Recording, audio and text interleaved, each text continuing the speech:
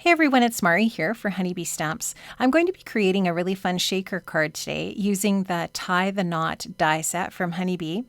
I'm going to be using the gown dies that are part of that set to cut out some white cardstock here.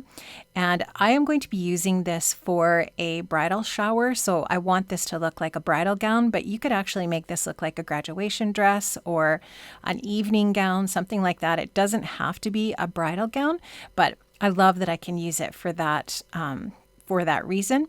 And now I'm going to just put these pieces together. I did cut the little belt pieces or the little tiny little strips of accent pieces out of some glitter cardstock. And you can just see how easy it is when I'm assembling this to put this together. The gown skirt has two pieces that layer together. The largest piece goes over top of the base, and then the smaller piece goes next. And you can just see how that layers nicely on that skirt to create some really nice dimension. Now I'm going to take the little strips of paper that I've cut from the glitter cardstock and adhere those into place. The bottom one there is just an accent piece on the top of the skirt, and this piece that I'm adding in here is going to act as a belt on my gown. I love how that looks, and I love using my tweezers to help me use those intricate pieces.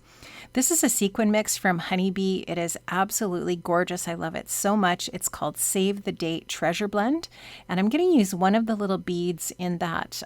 It's actually a little pearl in that set to accent my belt. Now I'm also going to be using the Circlescapes Shaker Frames set of dies to create my shaker element here today. And I'm also going to be using the Marvelous Moments paper pad.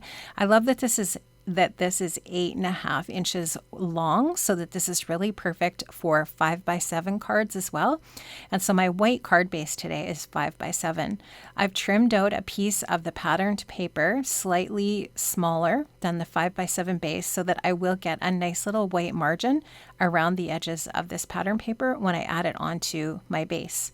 And so this rose colored paper is just going to provide a mat for my shaker element that's going to be added over top. And I just wanted to create some really nice soft blush pink colors as well on my card today. So I'm also going to be using this gorgeous blush and white dot paper. I'm going to size that slightly smaller than the mat that you saw me create. Now I'm going to be using the circle from that Circlescapes shaker frame set to cut out the opening for my shaker element here. So I'm just taping this down with low tack tape.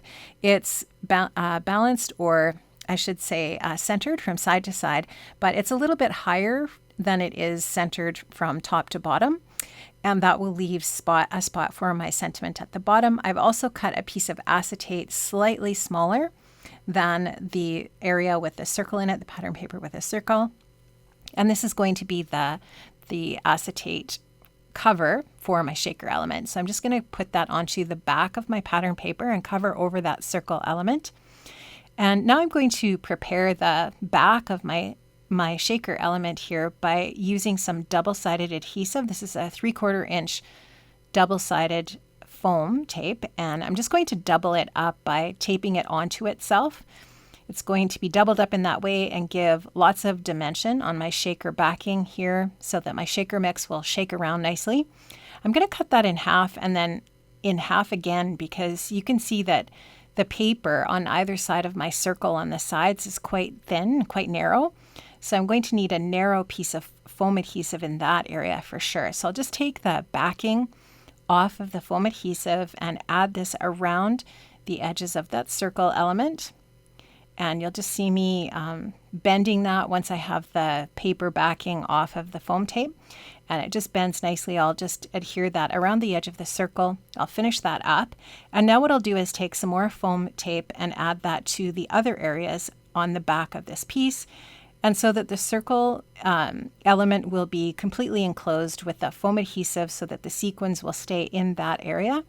And then the rest of this foam adhesive that I'm adding on the back of my element here is just going to provide dimension on the entire card back. Now I did cut a piece of white cardstock that matches the size of the piece with the circle opening in it. I put it into my MISTI so that this will help me keep everything nice and straight when I'm adding the circle shape onto this.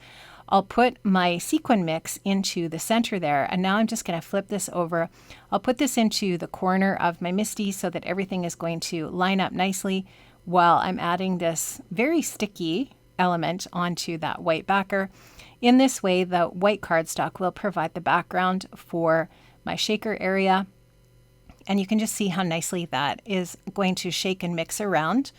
And now what I'm going to do is just adhere that white cardstock by adding a little bit of glue, or my liquid adhesive from Honeybee, onto the back there. I'll just add this onto the front of my card, and there you can just see that nice frame of that darker pink color behind that white dot blush color paper, and that's going to finish off the shaker element. Now what I'm going to do is cut a frame from another piece of that same paper that I used for the mat. And so I'm just going to cut that out with my die cutting machine. And now this is just going to provide a really nice frame on the inside of that circle. So I'm just going to add some liquid adhesive there, and this just fits perfectly inside of the circle. And beautiful frame for my gorgeous gown that I'm going to be adding to the center of this element. So I've got a little bit of foam adhesive on there, and I'm just going to add a little bit of adhesive to the top of the sleeves and add that little die cut hanger that's part of that tie the knot set. I've just die cut that out of a dark brown colored cardstock, and I'm just going to add that on there.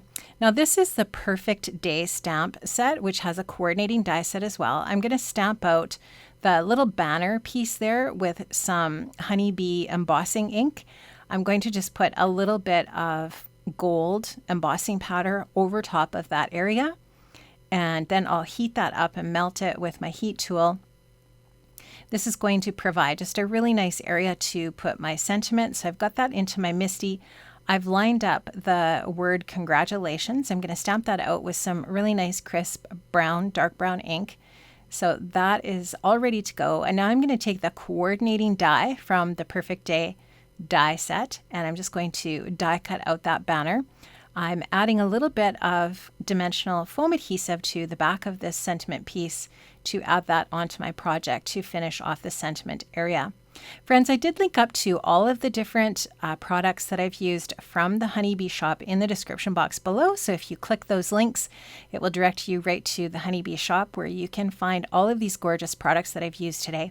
I hope this inspires you to use some of your shaker mixes and create a shaker card. Have an amazing day, friends. Bye-bye.